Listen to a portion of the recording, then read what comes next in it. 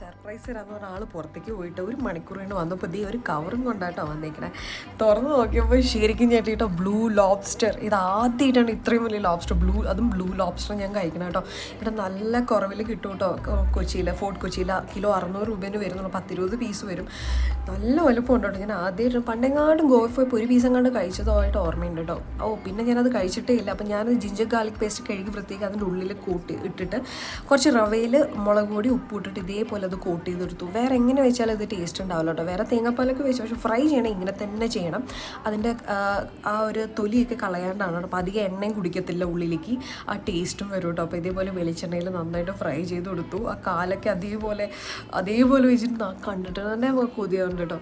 അപ്പം എനിക്ക് ശരിക്കും സർപ്രൈസ് ആയിരുന്നു. അപ്പോൾ ഇന്നലത്തെ ലഞ്ച് അടിപൊളിയായിരുന്നു. അപ്പം നമ്മളിത് ഫ്രൈ ചെയ്തിട്ടുണ്ടായിരുന്നു. അപ്പോൾ ഇങ്ങനെ ഒന്ന് ട്രൈ ചെയ്ത് നോക്കണം കേട്ടോ. ബ്ലൂ ലോബ്സ്റ്ററോ ടൈഗർ പ്രോൺസ് ഇതിൻ്റെ ചെറുതൊക്കെ കിട്ടി ഇങ്ങനെ ട്രൈ ചെയ്ത് നോക്കണം.